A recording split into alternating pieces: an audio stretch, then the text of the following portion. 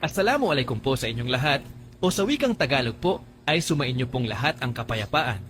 Ako nga po pala ang inyong lingkod, Yuritech at your service. Ang matutunghayan po ninyo ngayon dito sa video po nating ito ay ang aking paraan ng pagkukumpuni sa iPhone 13 na bigla na lang daw nawalan ng power. Ipapakita ko po sa inyo dito ang step-by-step na ginawa ko, kaya tapusin po ninyo ang video hanggang sa dulo upang mas maintindihan po ninyo ng malinaw ang pagkakasunod-sunod ng ginawa kong proseso. At dahil sa wala po tayong known history, maliban sa bigla na lang nawala ng power ang unit, ay ang unang ginawa ko po ay chinek ko po ang battery terminal ng iPhone gamit ang multimeter para malaman kung may short to ground po ba sa ating main power rail. At dahil wala naman pong nakitang short circuit si multimeter, ay it doesn't mean na walang short. Kaya ang next step pong ginawa ko ay nag-inject po ako ng voltage sa ating battery terminal. At kung nga mapapansin po natin, sa ating multimeter na every time pong kinokonek ko po ang positive and negative probe, ay bumababa po ang voltahe na nare-read ni multimeter. Yan po ay isang indikasyon na may short circuit po ang motherboard.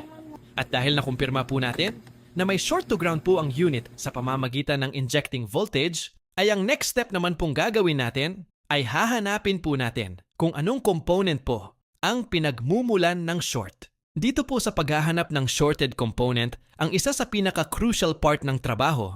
Mahalagang may malawak na kaalaman ang isang technician sa mga power rail ng mga iPhone.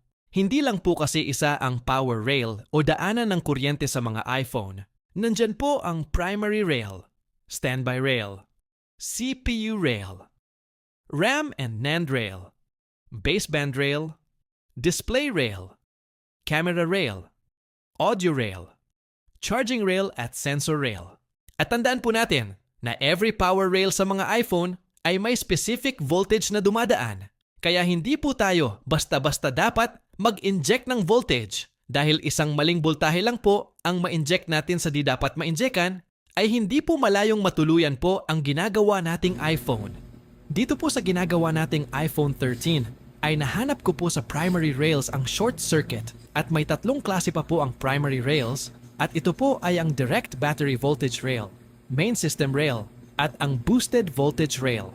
At ang eksaktong shorted power rail po ay ang main system rail or mas kilala po ng karamihan sa tawag na VDD main.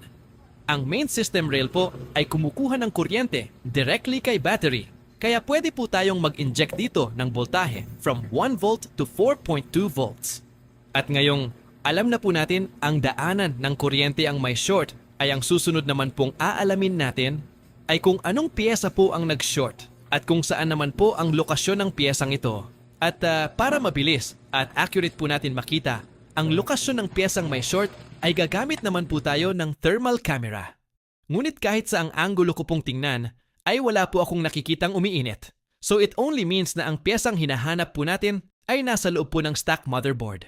Ang linya po kasi ng main system rails ay masyadong malawak. At ang karamihan sa mga piyesa na connected sa main rail ay nasa loob ng stack motherboard.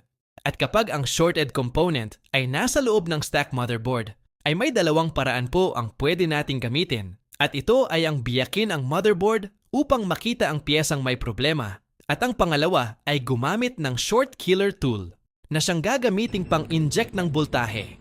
Ang mekanismo po ng short killer tool ay nag-i-inject ito ng mababang voltahe. Ngunit may kakayahang magbigay ng mataas na kuryente sa shorted line. Ang isang shorted po na piyesa ay may napakababang resistance. At ayon sa Ohm's Law, kapag mababa ang resistance, ay mas mataas ang daloy ng kuryente. At kapag mataas po ang kuryenteng dumadaloy, ay nagkakaroon po ng init ang naturang piyesa. Kapag tuloy-tuloy ang pag-init nito, darating sa punto na tuluyang masisira ang shorted na bahagi hanggang sa maputol o ma-disconnect ang daluyan ng kuryente sa mismong piyesang may short. Sound pretty good and easy, di po ba? Pero hindi po ganun kadali ang trabaho. Ang paggamit po ng short killer ay hindi po para sa mga baguhan na kapag may short ay inject agad gamit si short killer tool. Tandaan po natin na marami po ang power rails ng isang iPhone motherboard at isang maling inject lang po natin ay paniguradong RTO o return to owner agad ang resulta. Madalas ang motherboard na nasira gamit ang short killer tool ay unrepairable na po. Kaya huwag po basta-bastang gumamit ng short killer tool kung ang alam lang po natin ay mag-inject sa battery terminal. And as we all can see po sa ating multimeter na meron na pong diode value ang main system rail ng ating unit. Ibig pong sabihin ay wala na pong short ang motherboard. Kaya malamang po sa malamang ay aandar na pong muli itong iPhone 13 ng ating kliyente. Sa practical pong paraan ay malaking tulong po ang short killer tool sa pag-diagnose ng mga shorted components dahil madali po itong gamitin at hindi nangangailangan ng advanced microsoldering skills para mahanap po natin ang short. Gayunpaman, may kaakibat po itong panganib sa motherboard. Mataas po ang risk, lalo na po kung kulang ang kaalaman ng technician tungkol sa sistema ng power rails ng mga iPhone. Kapag mali po ang rail na na-injectan o sobra ang boltahe at kuryente, maaari po itong magdulot ng mas malalang pinsala sa motherboard. Sa kabilang banda naman po ay mas matrabaho at nangangailangan ng mahusay na microsoldering skills ang pagbiyak o paghiwalay ng motherboard para manumano pong hanapin ang short. Ngunit sa ganito pong paraan ay mas kontrolado ang proseso at mas ligtas ang motherboard, lalo na kung ang technician ay bihasa sa microsoldering.